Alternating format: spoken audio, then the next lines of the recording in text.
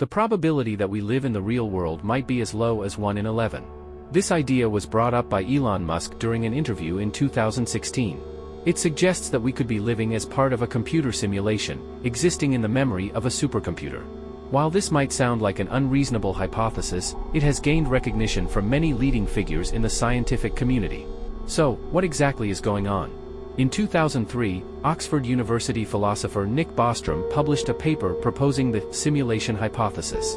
It argues that if a civilization reaches an advanced state after several decades or centuries, it could develop an understanding of how to simulate consciousness using computer technology. Such a civilization might create a virtual universe that includes intelligent beings with their own consciousness. For these beings, everything within their world would feel completely real.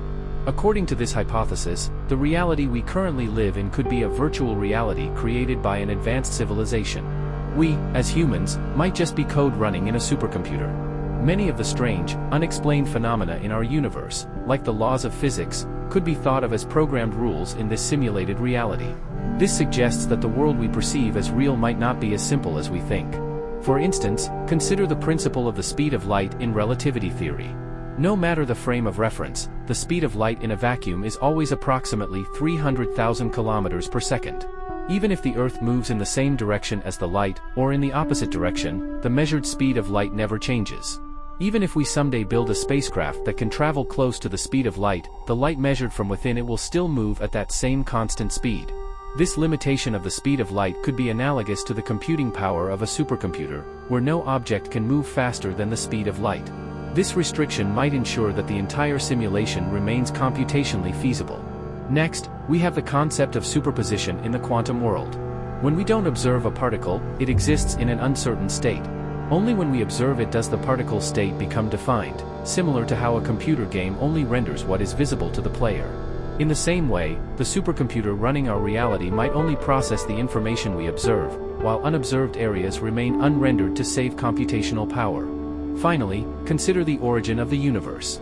Modern theory suggests that about 13.8 billion years ago, our universe emerged from an infinitely small, dense point in a massive explosion, the Big Bang. Time, space, and matter came into existence as a result.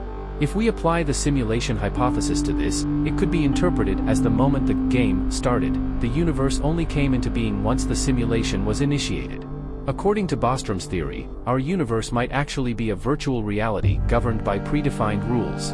The beings living within this universe may not realize they are part of a simulation. Over time, as civilizations within the simulation advance, they too might develop the capability to create their own virtual realities. This could result in multiple layers of virtual worlds, each with its own set of physical laws. And just like us, the beings within these simulations would have consciousness and believe their world is real.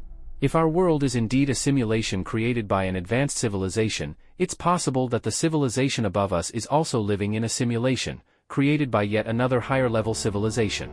This chain could continue infinitely. If this is true, it means there might be only one real world, but an infinite number of simulated worlds. Therefore, the probability that we live in the real world could indeed be less than 1 in 11.